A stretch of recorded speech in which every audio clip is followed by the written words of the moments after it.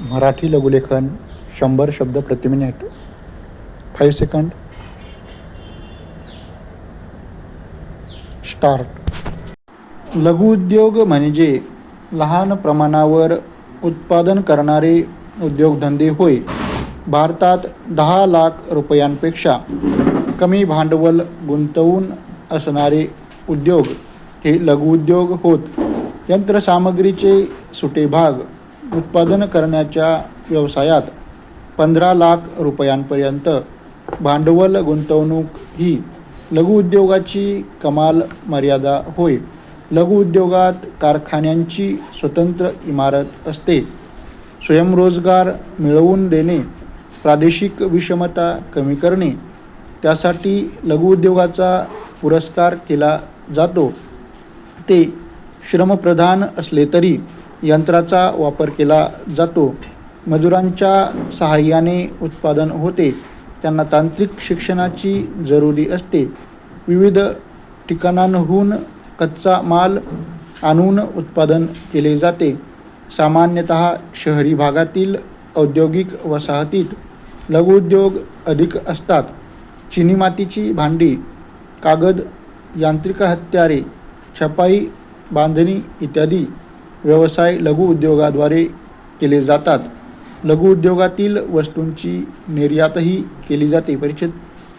कारागिरांच्या राहत्या घरातच विविध वस्तूंचे उत्पादन करणाऱ्या उद्योगांना कुटीर उद्योग म्हणतात. हातमाग, लोहारकाम, सुतारकाम, कातडी कमावणे, तेल घाणी, कपड्याची शिलाई, कुक्कुटपालन, दुग्ध उत्पादन, मध उत्पादन इत्यादी व्यवसायांचा समावेश कुटीर उद्योगात करता येईल. ते अल्प भांडवलावर सुरू करता येतात.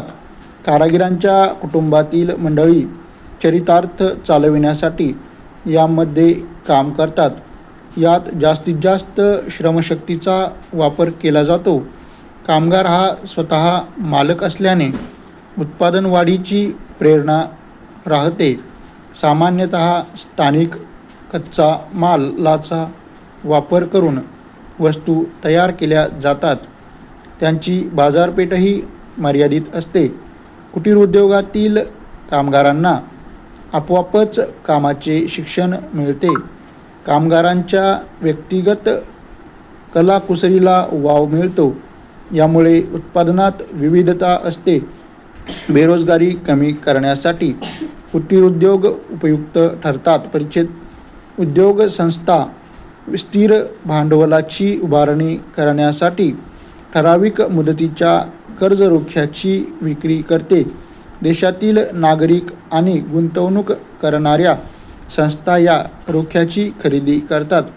कंपनीला फायदा हो अथवा तोटा हो, रोखेधारकाला ठराविक दराने व्याज मिळते. मुदत संपल्यानंतर रोख्याची रक्कम व्याजासह परत मिळते. रोखेधारकास कंपनीच्या व्यवस्थापनात सहभागी होता येत नाही. ते कंपनीच्या नफ्या तोट्याला जबाबदार नसतात. कर्ज रोखे भिन्न मुदतीचे असतात. परिच्छेद. हातमाग व्यवसायावर ग्रामीण अर्थव्यवस्था उभी आहे. आजच्या यांत्रिक युगात देखील सर्व प्रतिकूल परिस्थितीवर मात करून हातमाग व्यवसाय आपले स्थान टिकवून आहे.